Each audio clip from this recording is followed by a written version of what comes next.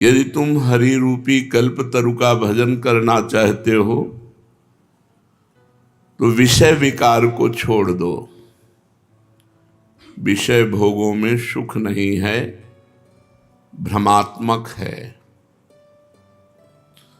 जैसे मरुभूमि में जल दिखाई देता है पर होता एक बूंद नहीं है, ऐसे विषय भोगों में सुख दिखाई देता है पर मिलता नहीं है। फिर वही अतृप्ति, फिर वही तृष्णा, फिर वही कामना।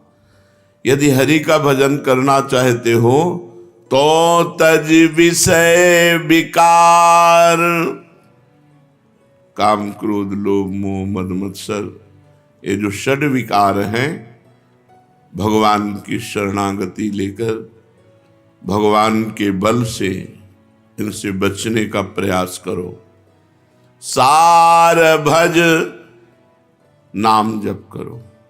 सब शास्त्रों का, सब ग्रंथों का एक ही सार है, मधुर मधुर भगवान के नाम का स्मरण। गीता जी का सार, नष्टो मोहा स्मृतिर्लब्धा त्वत्प्रसादान में अच्युता।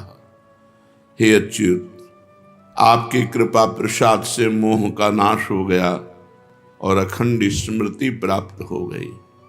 सार भज, सब शास्त्रों का सार है भगवान का स्मरण। नाम स्मरण, रूप स्मरण, लीला स्मरण, गुण स्मरण, भगवद स्मरण। ये कब होगा? जब विषय विकार तज, तब सार भज, तब भजन में रुचि होगी। नहीं तो षड विकार बार बार विक्षेप डालते रहते हैं। कह रहे हैं अजहूं जो मैं कहूं सोई करूं। अब जितनी आयु चली गई उतनी तो चली ही गई, अब जो आयु बची है मैं जो कह रहा हूं वो कर। विषय विकार का त्याग कर और नाम जप कर। और आगे वर्णन करते हैं, समो संतोष विचार विमल अति, सत्संगति ये चार दृढ़ करि धरु। ये चार बातें अपने दिमाग में, अपने हृदय में रख लो। शम, सबके प्रति व्यवहार आपका सहनशील में होना चाहिए। कोई आपकी पूजा करे या कोई आपकी निंदा करे, कोई आपसे मित्रता रखे या आपसे शत्रुता रखे, अपमान करे या सम्मान, आपका व्यवहार सम होना चाहिए।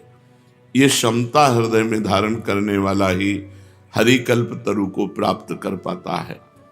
संतोष, कभी किसी से कोई भी मांग नहीं होनी चाहिए। जथा लाभ संतोष सदा, काहू सो कछु न चाहोगो। संतोष समस्त कामनाओं का नाश कर देता है। बिन संतोष न काम न साही, अछत काम सुख सपने नाही। सम और संतोष और विचार विमलति, पवित्र विचार और सत्संगत, इन चार को दृढ़ता पूर्वक पकड़ लो। पहली पंक्ति में कहा विषय विकार को छोड़ो, सार बात पकड़ो, भगवान का नाम जप। जितनी आयु रह गई है उतनी आयु में चार बातें धारण कर लो। क्षमता, संतोष, पवित्र विचार और सत्संगति, साधु संगति, इन चार को दृढ़ता पूर्वक पकड़ लो। काम क्रोध अरु लोभ मोह मद राग द्वेष, निशेष करि परिहरु। गोस्वामी जी कहते हैं काम क्रोध लोभ मोह अभिमान राग द्वेष, इनको जड़ से मिटा दो, बिल्कुल छोड़ दो, निश्चेष, बचने न पावे। हृदय में ये दोष रहने ही ना पावे। ये सब कैसे होगा? नाम जप, क्षमता, संतोष, सद्विचार, सत्संगति, ये चार बातें। अगर हमारे हृदय में नाम जप चल रहा है और क्षमता है, संतोष है, सद्विचार है, सत्संगति है, तो इन 6 विकारों पर निश्चित विजय प्राप्त हो जाएगी। ये राग द्वेष जड़ से मिट जाएंगे।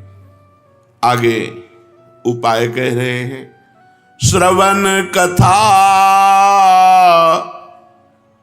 मुख नाम हृदय हरि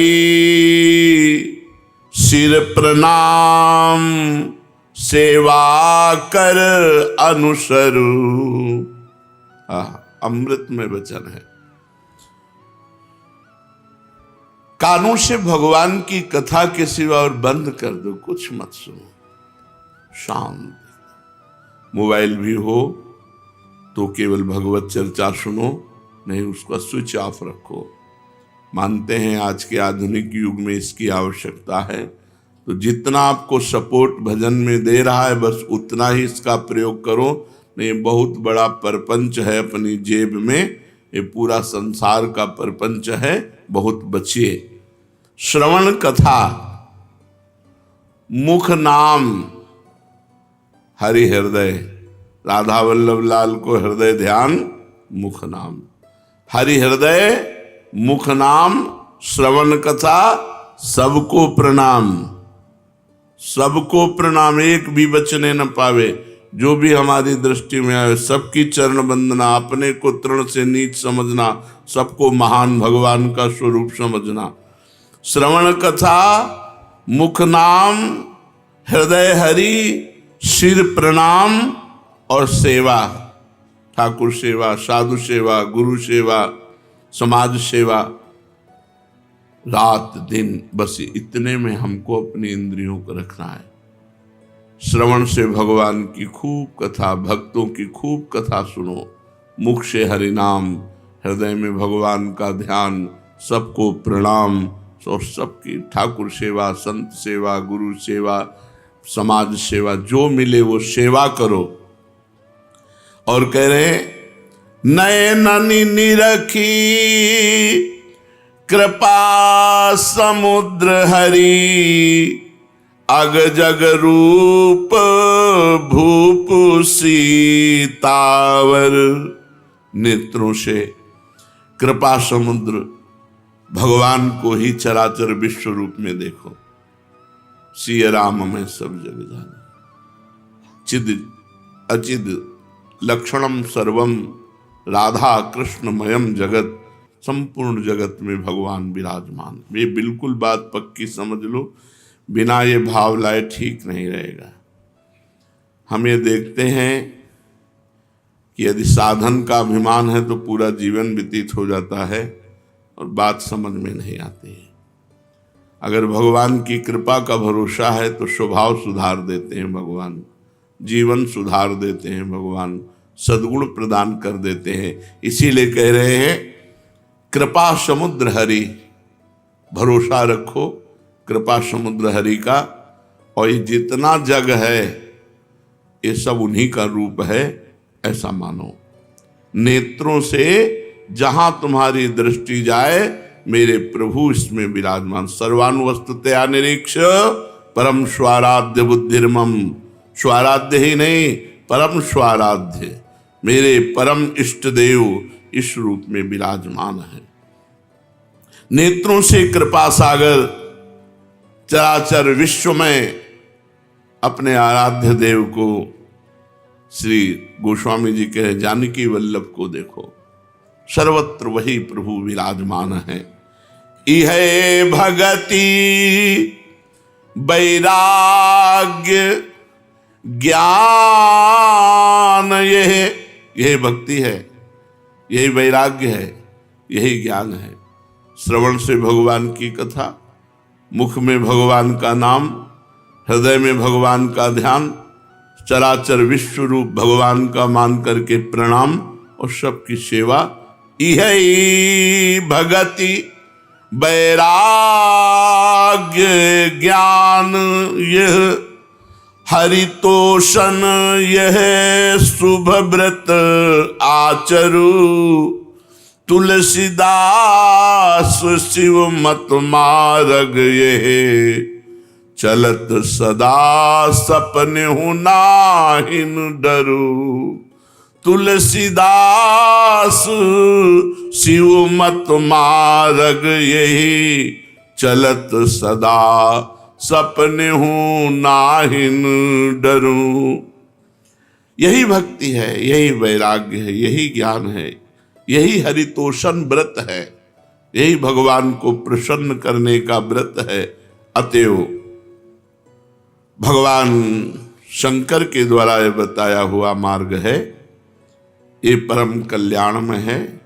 इस मार्ग में चलने में स्वप्न में भी कोई डर नहीं, अर्थात कोई भ्रष्ट नहीं हो सकता, निश्चित भगवान को प्राप्त होगा।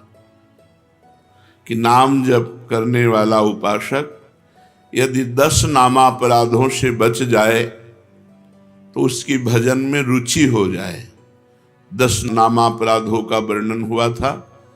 फिर प्रश्न ये हुआ कि यदि नामापराध बन जाए या बन गया है तो क्या उपाय है।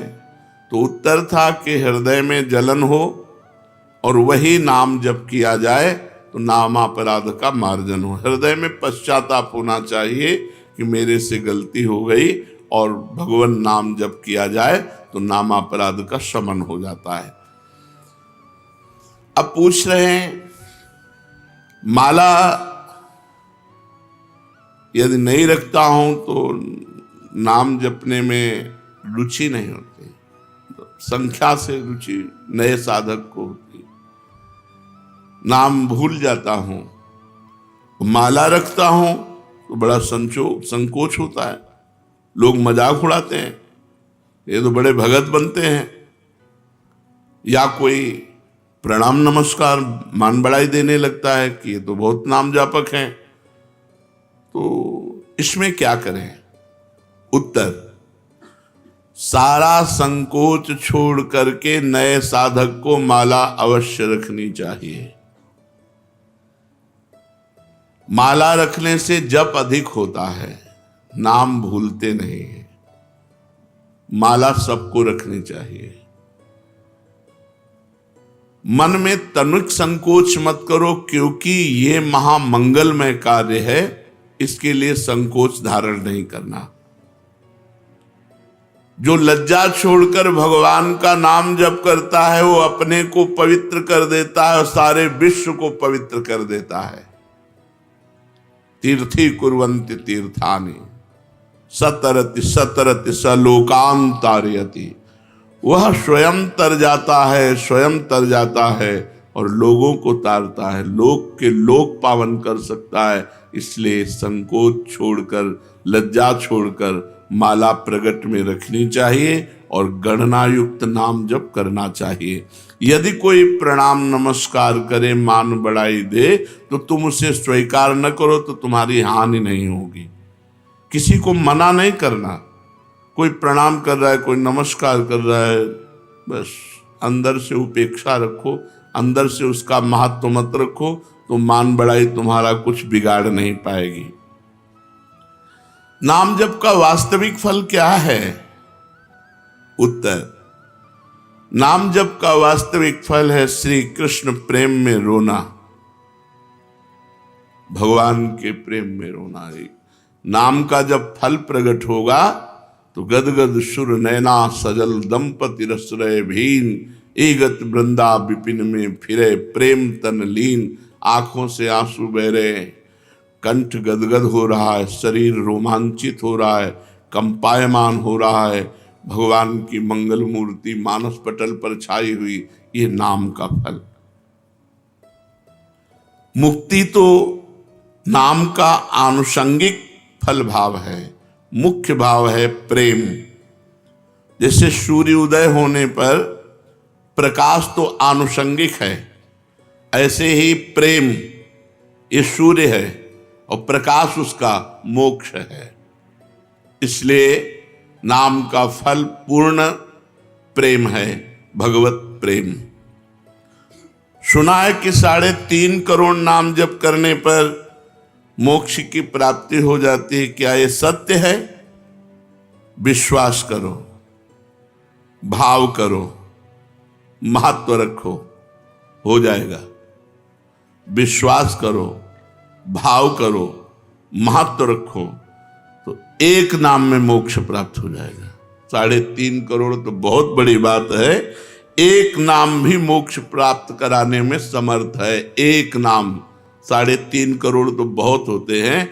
विश्वास करो, भाव करो, महत्व करो। यही बात ध्रुवदास जी ने कहा।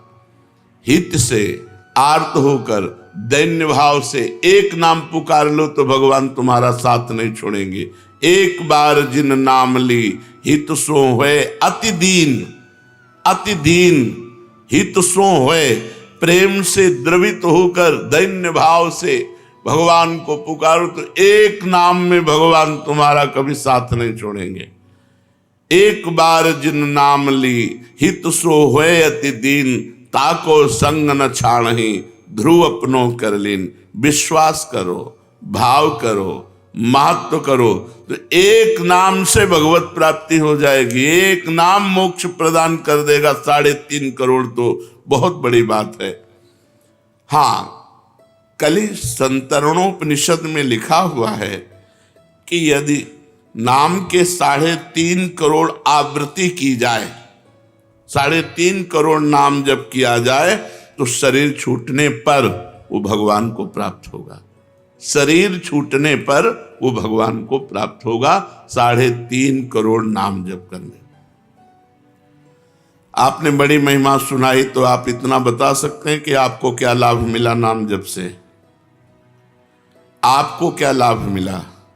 मेरे को जो लाभ मिला, मेरी वाणी में सामर्थ्य नहीं कि मैं कह सकूं।